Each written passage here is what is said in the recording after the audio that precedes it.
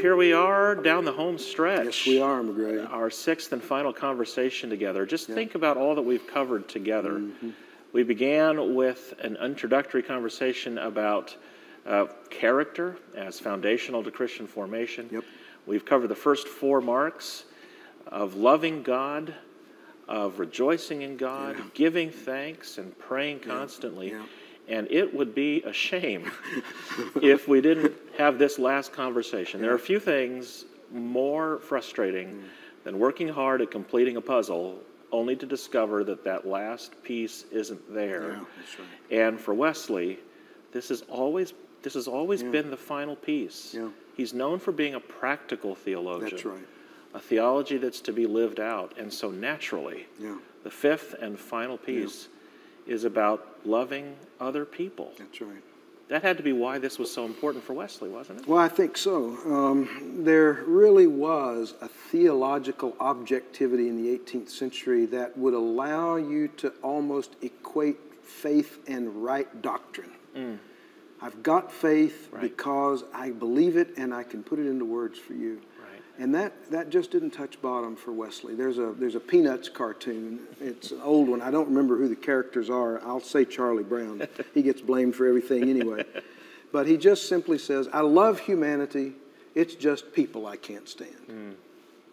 There's the danger, you see, in 4 marks. Is you could take love of God. You could take rejoicing and giving thanks and praying. If you stop right there, you could say, I love this stuff. Man, I wish we could go 6 more weeks on this kind of thing. And Wesley's over there kind of thumbing the table going, but what about people? I know what you think about humanity. What about people? And the thing that I have to keep in mind, and maybe it's worth repeating as we draw this to a close, is that the bookends for this whole thing are the 2 great commandments. This is the Alpha and the Omega, the beginning and the end. And Jesus said, on these 2 hang all the law and the prophets. Loving God, which is mark number 1. That's right. Loving others, mark number 5. Now, there are 600 plus things when he says, on these hang all the law and the prophets. He put 3 in between. Rejoice, give thanks, and pray.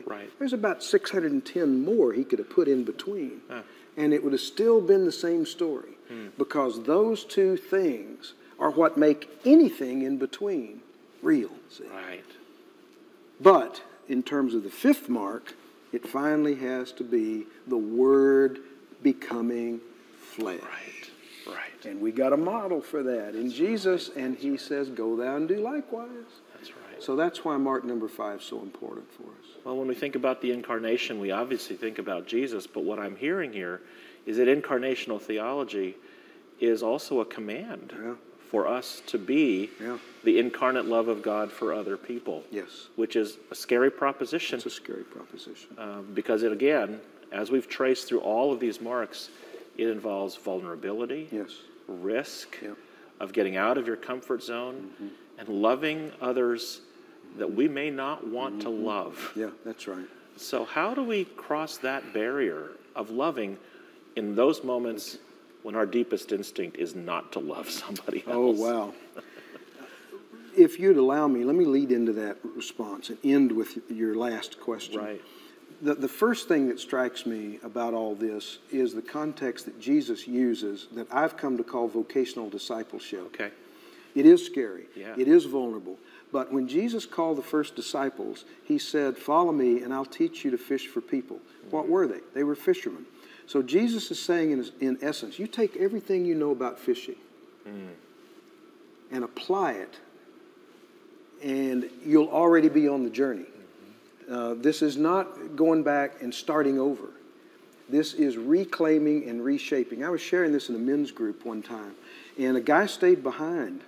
I thought he was the one person who was supposed to lock up and turn out the lights. But as I'm leaving, he follows me out. He said, I need to talk with you. He said, I have been a member of this church for 25 years, and I've been a practicing lawyer in Orlando, Florida for 13 years, and tonight's the first night I ever put together being a lawyer and being a member of this church together. Wow. What was I talking about? I was talking about that night, take everything you know already that you do every single day, hardly without even thinking about it, and do it for Jesus. And immediately he thinks of couples who are coming into his office trying to decide whether to file for bankruptcy. How can I be Jesus to these people in that moment? Now, I'm not telling you anything except what he said, so I'm not embellishing this story. He said, member for 25 years, lawyer for 13, tonight they came together. That's where loving others starts. It's saying, what do you already do with one hand tied behind your back? What do you already do without even thinking about it? Do it for Jesus. That's such an encouraging word for people who may be new to the faith or new to a faith community and feel like spiritual formation is this scary, absolutely intimidating kind of process. The reality is, God, through prevenient grace, through the grace that works in our life before we even recognize it, as acknowledged in our baptism, is working in our lives to make us more equipped than we think we are. Absolutely, McGregor. To make all of these things happen. I've seen this image, and they say, you know, palms down, so that you can do palms up empty-handed. Right. I understand that in terms of consecration. Nothing in my hands I bring, simply to the cross I cling. I understand that, but that's not good psychology, because that makes you feel like you're coming to God as a zero. Right. There's a difference between coming empty-handed and empty-lifed. Empty-handed means I'm not trying to one-up you, God. I'm not trying to impress you with what I know and what I can do. Nothing in my hands I bring. But nobody comes to God empty-handed, because God doesn't create empty lives.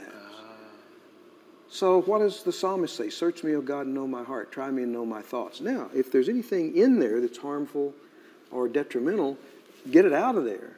But I want you to come do an inventory, because there may be something in my life that I've done for as long as I can remember that you want me to keep on doing. Right. That's your first spiritual formation discovery. Is Right. what do you have that God is interested in? Romans 12:1. Present yourselves to God, not somebody else that you were impressed with their spirituality. What do you got?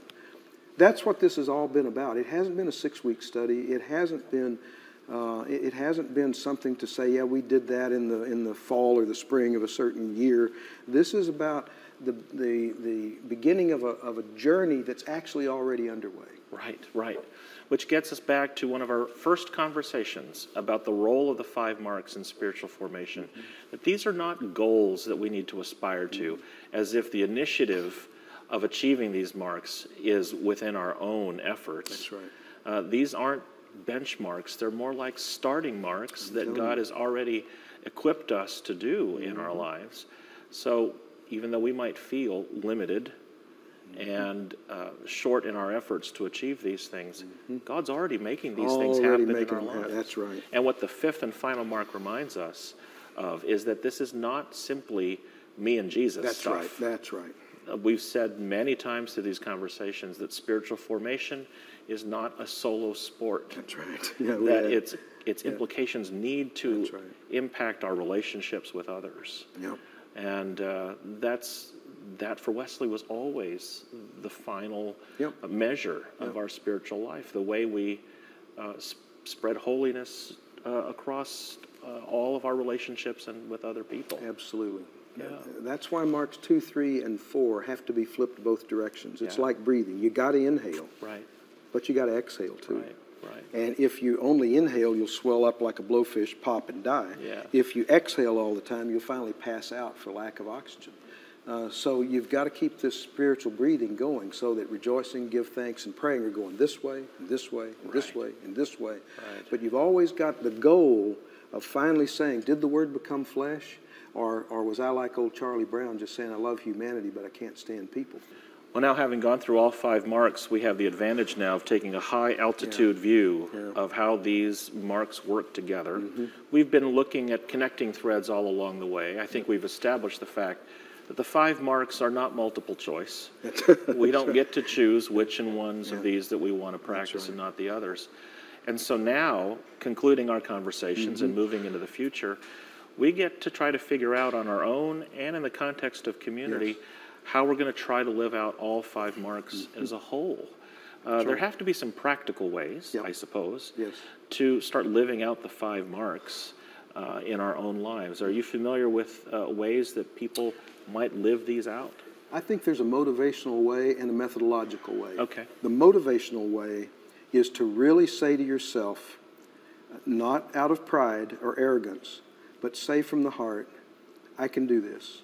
This is doable. God has not set the bar so high that I can jump and never get over it.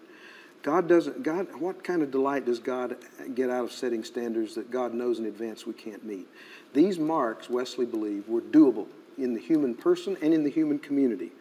And so that's the motivation. I was talking with Richard Foster once about his goals when he teaches, and I thought he was going to talk about affective goals and cognitive goals.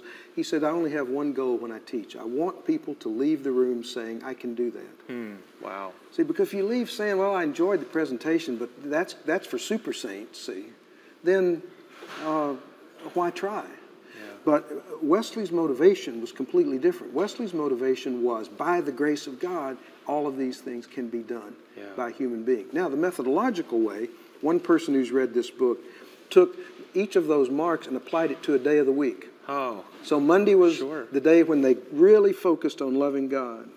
Tuesday, rejoice. Wednesday, give thanks. Thursday, pray. Friday, love others.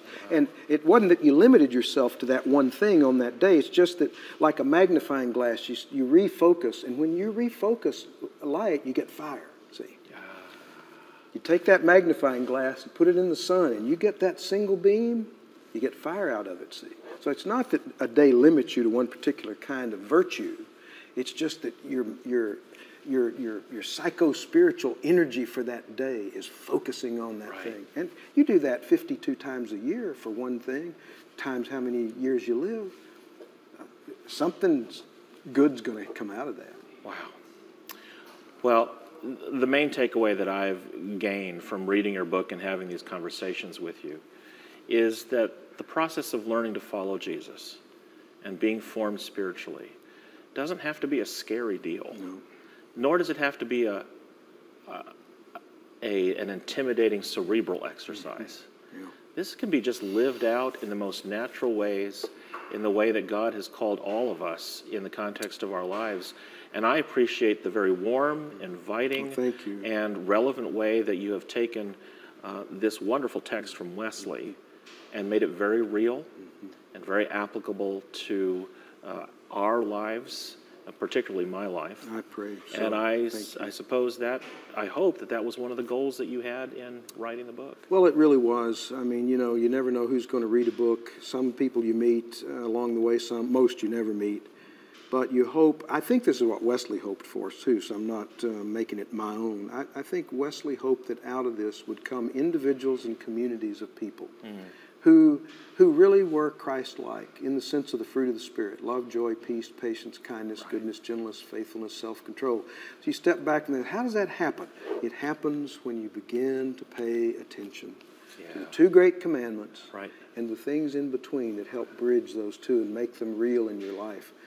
The most important of which, I think, is Jesus puts a face on God. The face of Jesus as the face of God leads a guy who's an old West Texas oil roughneck. And he said one day when he read the 23rd Psalm, he said in his heart, I can love a God like that. Wow. That's my hope, that people who will have read this book will have had a face put on God, if it's not already there. If life didn't give them that face, that they'll walk away saying, I can love a God like that, and by God's grace, I can do what I'm supposed to do as a disciple. Wow. Well, I think you've accomplished that. Well, thank you. Thank you for bringing Wesley's ancient words to us in such a real way. Thanks. And introducing us to fresh dimensions of God and what discipleship and following Jesus can mean for us. Thank you so much, Steve. It's been great to be with you, McGray.